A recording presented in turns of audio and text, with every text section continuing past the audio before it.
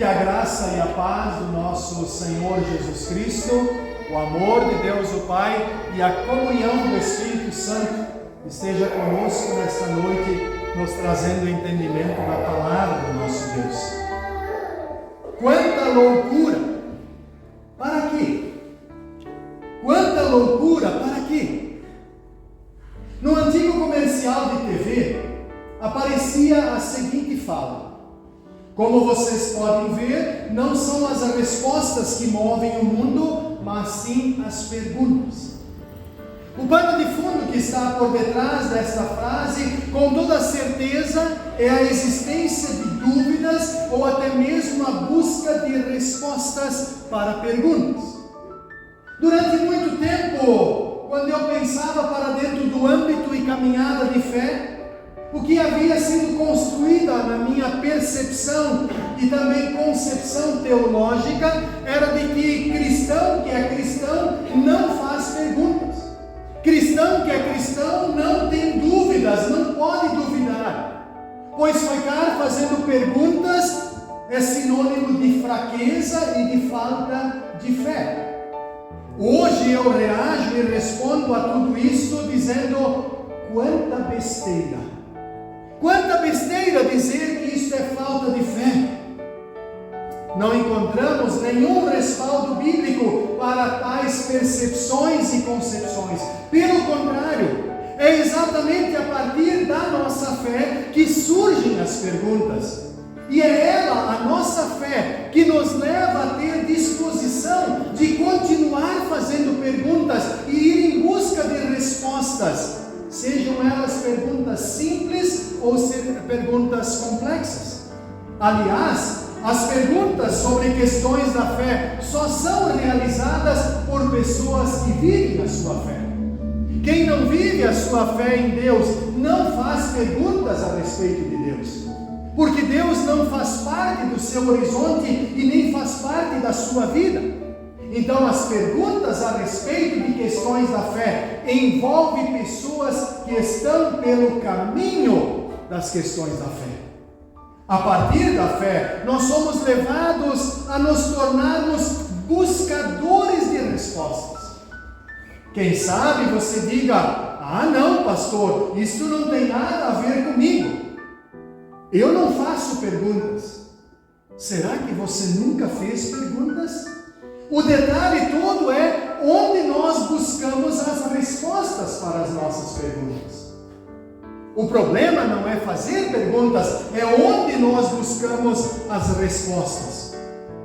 Creio que assim como eu, você também já deve ter sido flagrado pensando em tudo que Deus fez, faz e continua fazendo para dentro e em meio à humanidade, e talvez também já se pensou ou se perguntou: quanta loucura!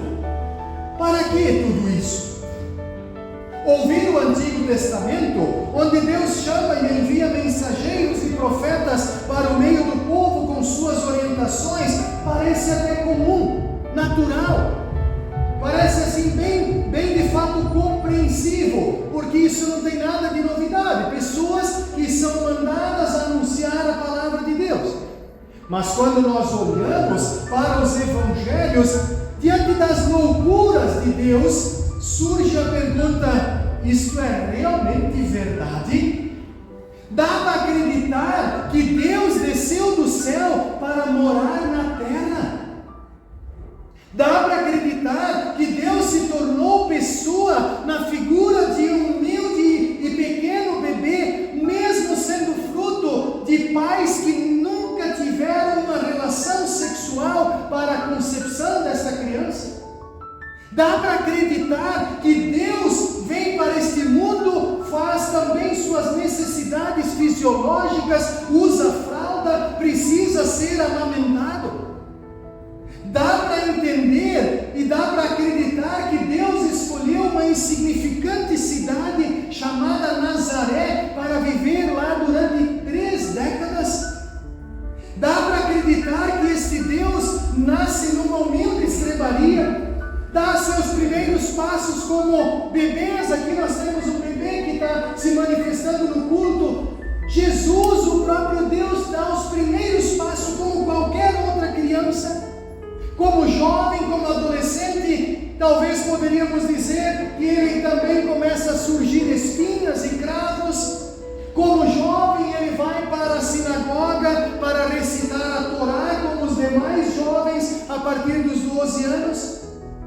Como rabino, ele ousou falar com os demônios, dando-lhe ordens para deixar de escravizar as pessoas.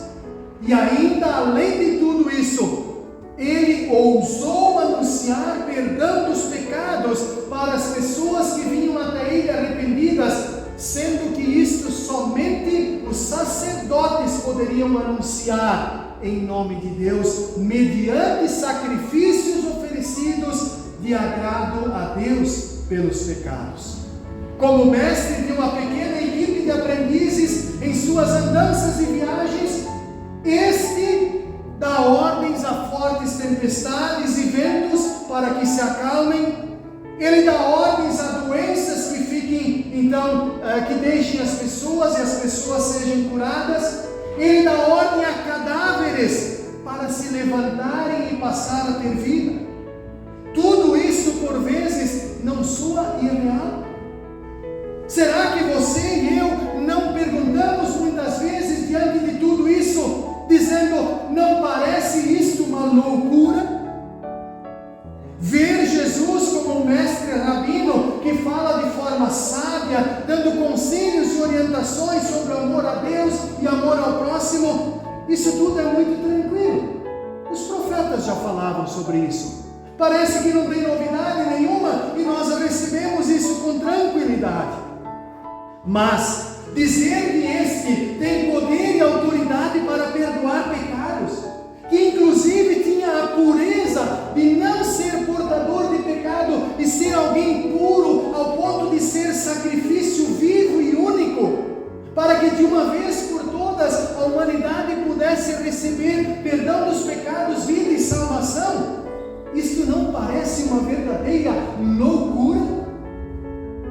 E aonde isso vai parar? Aparentemente o mesmo teria o seu fim na crucificação, porque é esta pergunta que os líderes religiosos da época de Jesus faziam: até quando este homem vai ficar falando mentiras? Até quando este homem vai ficar falando em nome de Deus? Até quando ele vai ficar dizendo que ele é o próprio Deus? Aparentemente é na crucificação que tudo vai terminar, inclusive com a audácia deste louco. Mas certamente também ali não parou. O nosso texto de reflexão do Evangelho de João nos apresenta a história de um homem morto que deixou de ser morto, um homem enterrado que se desenterrou, um coração humano. E tão certo como o sal que nasce, brilha a cada manhã, esse homem que tinha um coração que estava parado por mais de 48 horas, estava morto. Depois disso, ele começa a pulsar vida novamente. E a partir então do aparente silêncio que a crucificação trouxe, da execução, da finalização da voz desse homem, o texto mostra que este homem passa a viver. Sim, o nosso texto deixa claro que o cadáver despertou, o morto levantou. Sejamos honestos, amados e amadas, não parece inacreditável? Não é uma verdadeira loucura? Na história da humanidade surgiram muitas pessoas que disseram, olha o raciocínio lógico. Alguns diziam assim, isto nunca aconteceu antes. nunca aconteceu depois. Resumindo, é mentira. Você já fez estas perguntas? Se isto realmente é verdade? Muitas pessoas já afirmaram que nunca fizeram esse tipo de pergunta. Mas pessoas que nunca fizeram perguntas a respeito desta loucura de Deus, será que as suas raízes da fé estão e encontram profundidade? Ou vivem de convencimentos e chavões, e quando cavocado nas profundezas das bases da fé, constata-se a ausência de raízes? Eu tenho encontrado muitos cristãos por aí, com muito chavão evangélico, que quando a gente cavoca 2 centímetros, parece uma chuva de 5 milímetros num tempo de seca, você vai encontrar o solo árido. A palavra de Deus, as propostas do reino de Deus não são rasas, amados e amadas. Elas não são superficiais, mas com toda certeza são profundas. E desta forma, quanto mais cavocamos em busca das raízes, das bases da fé, também nossas raízes encontrarão profundidade. E nos momentos de tempestade, nós até então podemos ser balançados, açoitados pelo vento de um lado para o outro. Mas se as nossas raízes da fé estiverem profundas, nós não seremos arrancados. Caso contrário, qualquer vento nos derruba. Quantas pessoas que denominam-se extremamente religiosas, pessoas de fé, quando são surpreendidas por dificuldades e tempestades da vida, são derrubadas e arrancadas com facilidade, inclusive das suas próprias convicções de fé. Por quê? Porque suas raízes eram superficiais e estavam firmadas talvez numa religiosidade, numa tradição religiosa, eu aqui diria num tradicionalismo religioso, e não nas profundezas e no solo do próprio Cristo, que é o firme fundamento para o qual as raízes da fé devem buscar. Assim, as dúvidas e questionamentos que surgem não são a respeito das questões da fé, mas sim dúvidas sobre o Deus da fé. Quem tem raízes rasas começa a questionar diante das dificuldades, não as dúvidas da fé ou das questões da fé, mas do Deus da fé. Se você já se permitiu fazer perguntas semelhantes com respeito às questões da fé, então, como diz o teólogo Max Lucado, seja bem-vindo e bem-vinda à sociedade dos buscadores por respostas. Segundo Max Lucado, ele diz que perguntas a respeito das questões da fé são degraus que nos levam em direção ao céu. A subida pode até ser íngreme, mas a dificuldade não significa que não estejamos fazendo progressos em busca de respostas das questões da fé. Quando olhamos para o nosso texto do Evangelho e para o todo do Evangelho de João, nós vamos perceber que foram as perguntas e dúvidas que serviram de corrimão para que João então fosse para a presença, para a comunhão e por último a confissão e fé em Deus. Quando João explica no seu próprio Evangelho o motivo pelo qual ele escreve e registra o Evangelho, ele diz lá no capítulo 20, versículo 31, mas estes foram escritos para que vocês creiam em Jesus, que Ele é o Messias, o Filho de Deus, e para que crendo tenham vida por meio dele, com o intuito de que todos lessem, meditassem e estudassem o Evangelho registrado por ele. João também faz questão de apresentar o momento crucial em que ele viu e creu no Senhor Jesus. O nosso texto traz o relato pós-crucificação de Jesus, no qual José de Arimateia pede permissão para Pilatos para preparar o corpo de Jesus e realizar um funeral digno daquele que morre como um maldito. Sim, como um maldito, porque a cruz estava reservada para os miseráveis e malditos. E Nicodemos, que tinha recebido uma aula especial de Jesus sobre a importância de crer plenamente em Deus, de experimentar o novo nascimento, é auxiliar de José de Arimateia nos preparos do corpo de Jesus e do seu sepultamento. O evangelista João, assim como Mateus e Lucas, fazem questão de frisar que o túmulo no qual Jesus fora sepultado era um local novo, recém-cavado na rocha, nunca usado por ninguém. Em outras palavras, o lugar onde Jesus foi sepultado era um lugar virgem. Assim como Jesus nasce de uma virgem que nunca havia tido relações sexuais, que é uma verdadeira loucura, assim também o aparente final de Jesus vai para um lugar, um túmulo que nunca alguém havia passado. Que loucura desse Deus! Que início e final inusitado!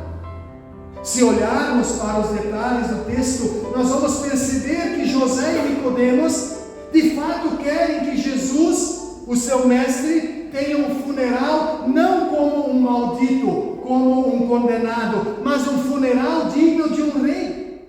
Mesmo que a morte dele tenha sido destinado em meio aos miseráveis e malditos. O nosso texto traz um detalhe dizendo que Nicodemos, José de Arimateia, foi pedir o corpo, e Nicodemos se preocupa em preparar nada mais, nada menos do que 35 quilos de produtos de uma mistura de aloés e mirra, que foram e eram colocados em torno dos lençóis dos mortos, para que trouxessem então dignidade para os mortos. Isso era um costume também egípcio. E assim eles enrolavam o corpo também para perfumá-lo, mas para dizer: este merece um sepultamento digno. João frisa então dizendo que era assim que os judeus preparavam os corpos dos mortos para serem sepultados. Quando olhamos para todo esse trabalho e preparo que José de Arimateia e Nicodemos têm, nós podemos chegar à conclusão de que os dois prepararam o corpo de Jesus para ser sepultado e depois se decompor. Eles não prepararam o corpo de Jesus pensando na ressurreição. Porque se eles tivessem pensado na ressurreição, eles não teriam preparado, quem sabe, de uma forma tão expressiva. Mas, após Jesus ser sepultado, o evangelista Mateus nos dá a informação de que os líderes religiosos procuraram novamente Pilatos para pedir que este cedesse seus homens, montando um esquema de segurança máxima ao lado do sepulcro, para que nenhum dos discípulos de Jesus pudesse roubar o corpo. Olha o que eles disseram para Pilatos: governador, nós lembramos que quando ainda estava vivo, aquele mentiroso disse: depois de 3 dias eu serei ressuscitado. Portanto, mande vigiar bem o túmulo até o 3º dia, para os discípulos dele não poderem roubar o corpo e depois dizerem ao povo que ele foi ressuscitado, pois esta última mentira seria pior do que a primeira. Esta é a forma como os líderes religiosos olham para as loucuras que Deus está fazendo entre eles. Interessante que a preocupação de todo esse esquema montado de segurança máxima do lado de fora do túmulo mencionou o cuidado para que ninguém entrasse no túmulo para tirar Jesus, mas não se preocuparam em manter a segurança máxima para que ninguém saísse do túmulo. O nosso texto continua dizendo que no domingo bem cedo, quando ainda estava escuro, Maria Madalena foi até o túmulo e viu que a pedra que tapava a entrada tinha sido tirada. 3 dias tinham se passado desde a crucificação. Jesus tinha prometido que no 3º dia ele ressuscitaria. Se olharmos para os relatos bíblicos, nós vamos perceber que a sexta-feira foi o 1º dia, o sábado o 2º dia e o domingo da Páscoa o 3º dia. A noite de sexta-feira foi uma noite calma. O sábado foi um sábado triste. Na sexta, os discípulos fugiram diante da crucificação, ou da prisão, aliás, de Jesus. No sábado, eles choraram a morte do Salvador. Na sexta, o mais nobre filho do céu, aquele que deixou o céu para morar aqui nesse mundo. Ele morreu e foi sepultado. No sábado, ele não falou uma única palavra.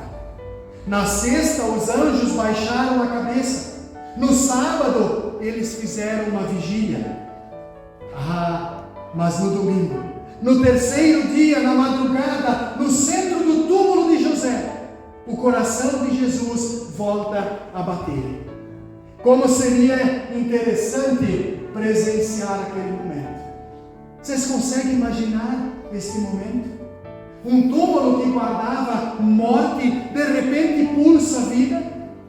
Observar os olhos de Jesus piscaram e se abriram novamente e ter visto talvez um sorriso no seu rosto.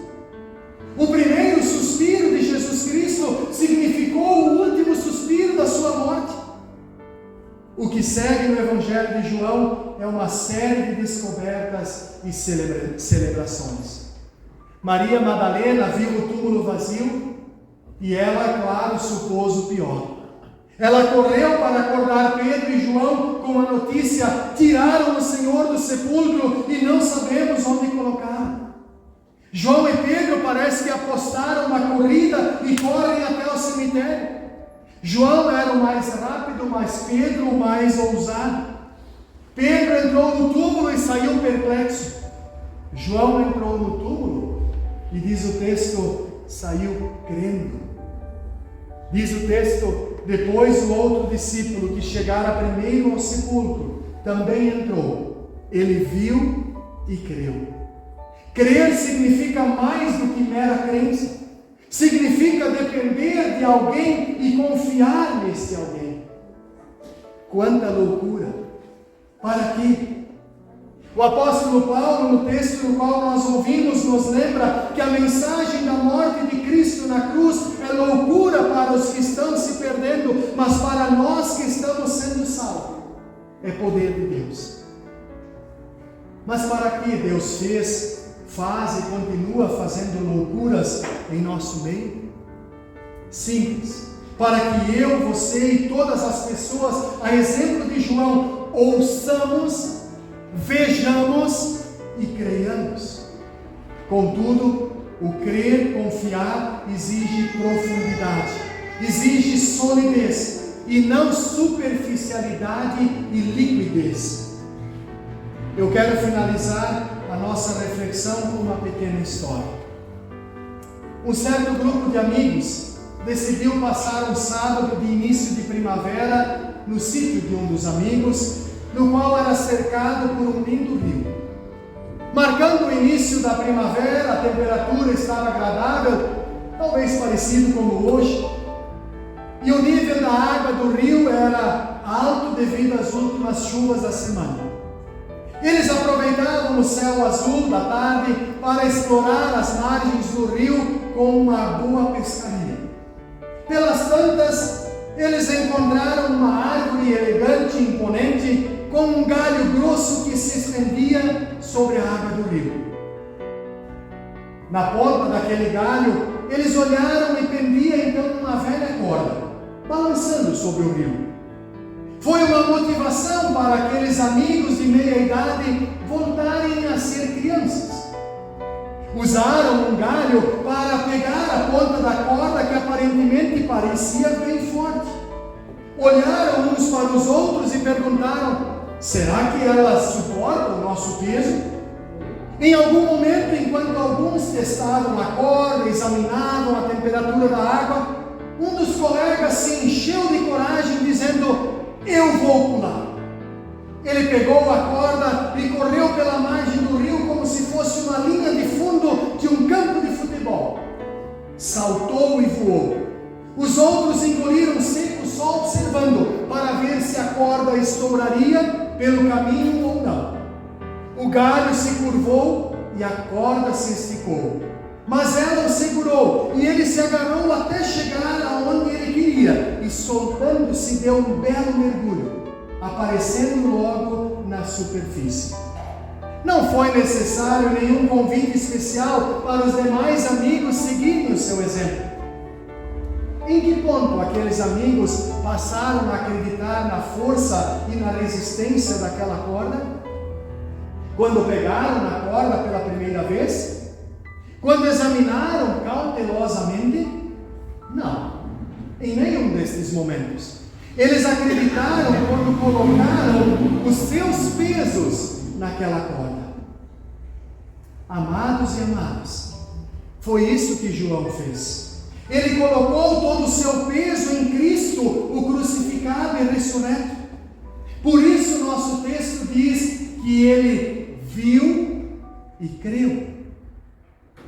Onde eu e você temos colocado o nosso peso, nossas perguntas e nossas dúvidas? Perguntas e dúvidas, se formos sinceros, nós as temos. Onde nós as colocamos?